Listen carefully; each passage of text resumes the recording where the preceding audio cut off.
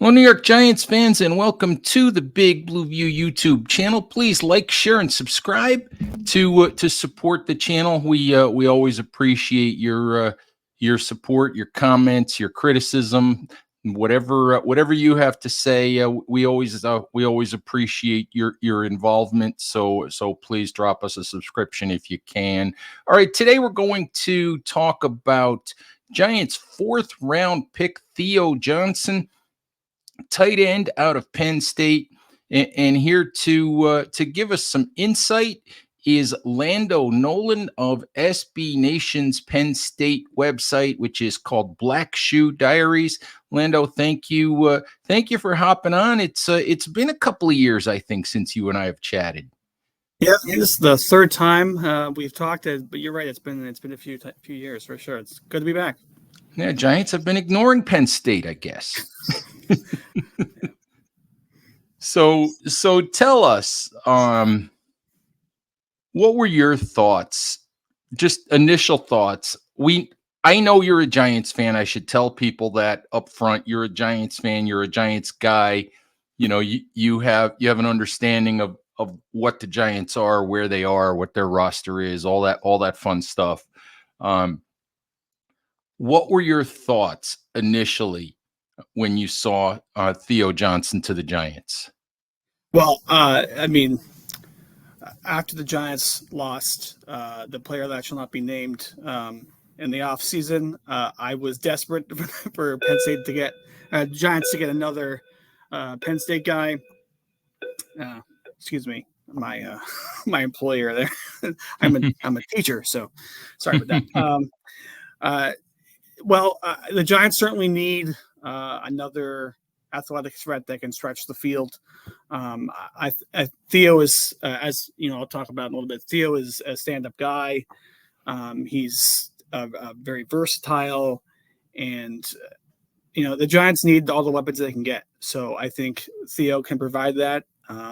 Whether he can provide that day one, year one, I don't know, but certainly he's got a lot of skills that the Giants can need, especially not knowing the future of their tight end position.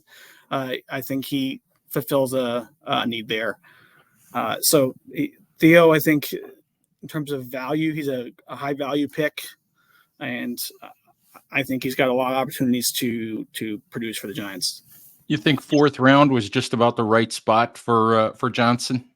Absolutely. I mean, he was mocked around that for a good bit. I one of the things I do for Black Shoe Diaries is I cover Penn State players in the NFL, and then in the off season I also do like a mock draft roundups, and he was consistently in that fourth, fifth round with a couple earlier kind of stray picks above that. So I thought that was around where he belongs.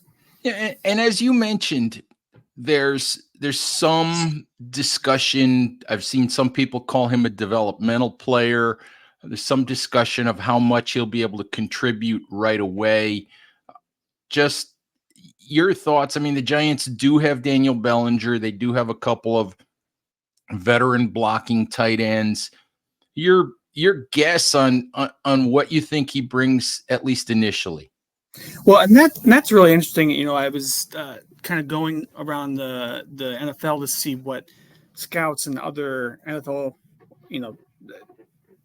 positional people thought about him, and it's interesting that from the outside, what the critics seem to think about Theo in terms of his blocking ability versus his pass catching ability seems to be the opposite from what at least the Penn Staters that I know, where we feel like he's a solid but not exceptional blocker, and he's proven himself as a pass catcher, whereas that seems to be the reverse opinion, around the country, that he's more than serviceable blocker, and he's got to be more consistent with catching the ball. And I think one of the things they point to is his production. And, if you don't watch Penn State consistently, you don't see how they use multiple tight ends constantly, if not two, if not even three. Penn State had the had the most touchdowns. By tight ends in the country. They had 2 with 7. Tyler Warren was the other one, along with Theo. So, and then they had 2 other touchdowns from their third tight end. So they're constantly having 2 and 3 tight ends on the field, and Theo can't get the ball every time. Every time there's a tight end on the field, he's not going to be the one to get the ball. So, 32 catches, pretty decent for a Penn State tight end, even though this is a new look offense. They still use the tight ends quite a bit, and you can look into the historical success of Penn State tight ends over the last 5-10 years. That's proven. So in terms of what you want from him year 1, I don't think it's the same as you can get from him year 2, 3, 4. Once he spends time in the system and time in the weight room and learns from guys like you mentioned, like Bellinger, how to block a little bit more consistently. I think that's my concern is the consistent blocking, and whether that's because he was used as a pass catcher and not as a blocker specifically, I'm not sure. But that would be my concern. He certainly has the size and the physical traits and the characteristics. I think 6'6", 259. He certainly has the traits that would lead you to think that he can at least do an adequate job there in line when he's called on to block. Correct?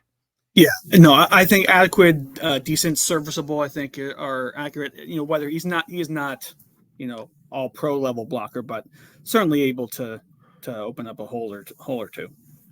Give me, NFL rookie contracts are 4-year deals.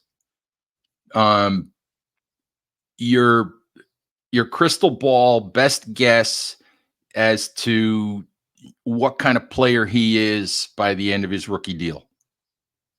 Well, I think at the end of that deal, I think he's probably 400 or 500 yards. Certainly, I think touchdowns is where you're going to get the most money from him in the red zone, which I know that a lot of film studies showed that. I think he's got to be averaging 5 touchdowns a year for sure. And he's going to be a much more consistent blocker. So I think by the end of that fourth year, I think you're going to extend him. I think he's going to be a team first guy, like I mentioned, that he's going to play whatever role you need him to play. He certainly loves to catch the ball, but I think he's going to be able to stretch the field once he understands how to kind of dissect an NFL defense. I think that's going to also, I think the more time again he spends learning the playbook, I think he'll be able to be a real vertical and horizontal threat. You saw his combine numbers; they're off the charts. So he's definitely got the athleticism to do that. Any concerns about him off the field, anything like that? I think there was an assault or something in his background that obviously didn't concern the Giants very much. But I'm just curious if there's any concerns about him or what you know about him off the field. No, I mean, yeah, you mentioned he does have that one sort of I guess black market against his record with that assault, but other than that, no. He was a real team leader this past season. Not to drag out stereotypes, but he is Canadian, so he's certainly a polite gentleman, and I think he's got that going for him. But no concerns off the field. He's not going to be a distraction in that sense. That's good to hear. I wouldn't expect the Giants to have taken him, if there were any concerns. So, what do you? I mean, I'm just curious. Let me ask you this. We talked a little bit about college production, and I know that's one of the things that people ask about in terms of him. Quarterback play at Penn State have anything to do with that? Gonna get me in trouble. I'm trying. Well, certainly, I think you could also talk about the offensive coordinator. There was instability there. that's where he could have had a lot more deep balls if, last season, I'm sure you might have heard about the inability of Penn State to throw the deep ball, not just to their wideouts that struggle, but honestly, the the inconsistencies of the wide receivers actually have helped the tight ends kind of showcase their skills. Again, I go back to the people that are critical of his quote unquote lack of production.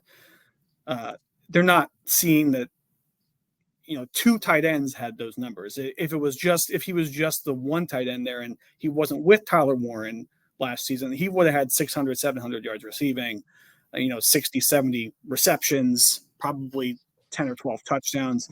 And that could maybe have propelled him into the second round, maybe even late first, who knows? But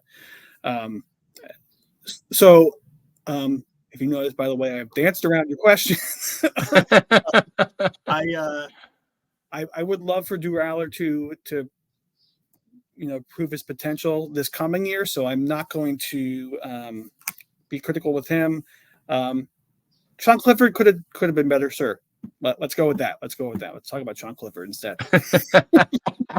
All right. Well, we'll stop making you dance when it comes to Penn State quarterback play.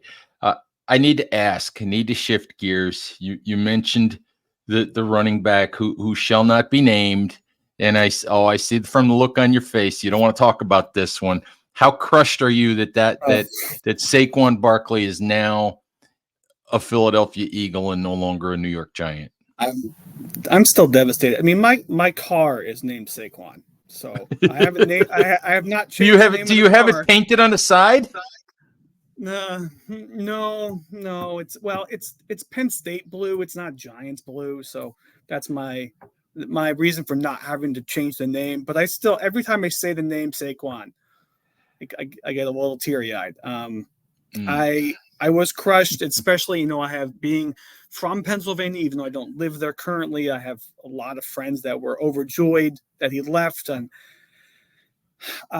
I'm not angry and I'm not as resentful or kind of like you're dead to me as lots of the Giants fans are, because I got to meet him when I was covering, when he was at Penn State. I got to cover him there, and just the stand-up guy, and I'm glad that he kind of rectified his initial departure and sort of came out with what I thought was a genuine, apology, and that he didn't handle it the way he should have. But he's doing the best he can for him, and all I can do as a Giants and Penn State and still a Saquon guy. I hate to admit it, but I still am. That he'll be great for all but 2 games this coming year. I understand that. I mean, the Giants did what they felt was in their best interest, where they are 27-year-old running back with a pretty decent injury history. That's a tough sign to a big contract for them, but a player that that Giants fans obviously will miss, and you're not the only one. I'm just curious, as I said at the top of the show, I mean, you're a big Giants fan, you're a big Giants guy. Let me ask you just what you thought about their draft as a whole. What do you thought? What do you think of Malik Neighbors and all that? I was ecstatic that Neighbors got drafted, again, because of the ability to really be a game changer. I'm also ecstatic, again, being the Black Shoe Diaries guy that covers the draft, the mock drafts. I was really getting tired and anxious to see all of the JJ McCarthy projections for the Giants. So I was very pleased to not see that.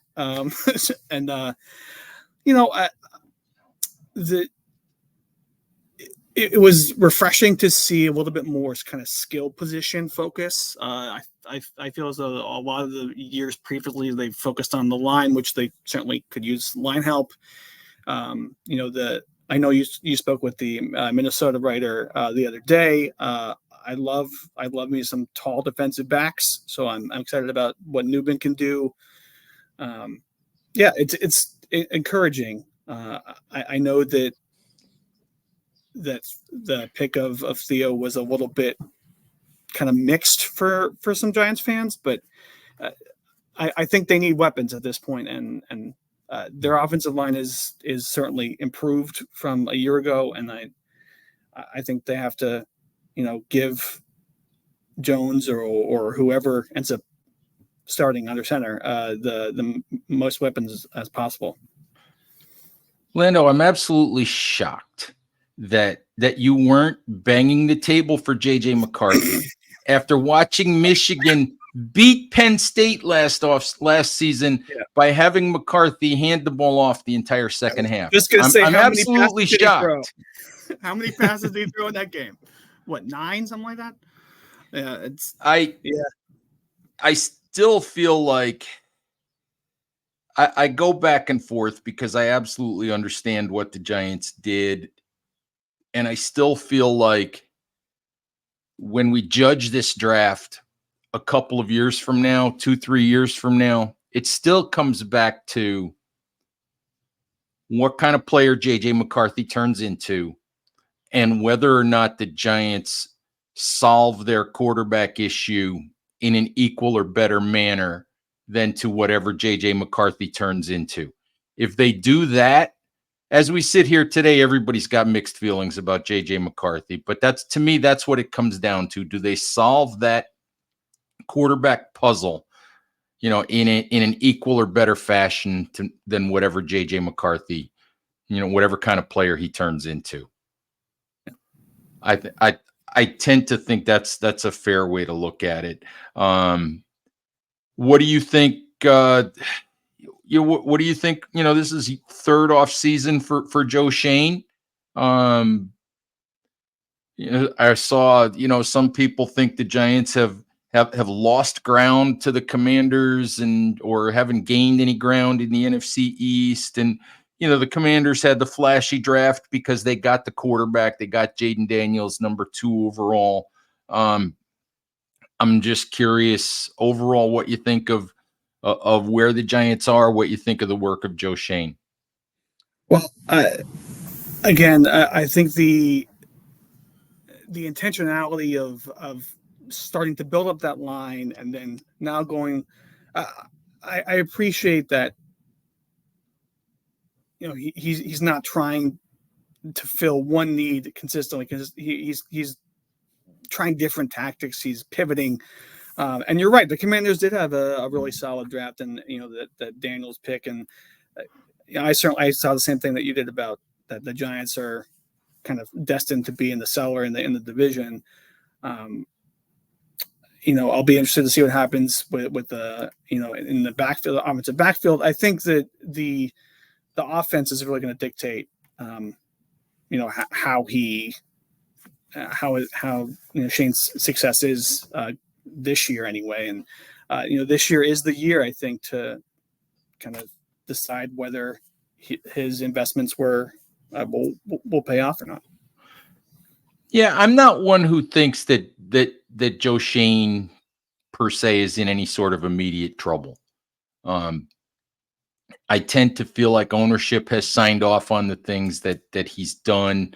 I wouldn't be surprised if ownership has driven a little bit of the go as far as we can to see what we can do with Daniel Jones. I wouldn't, I have no proof of that, but we know how much John Mara likes Daniel Jones. We know how he's always pushed to give him the best possible opportunity.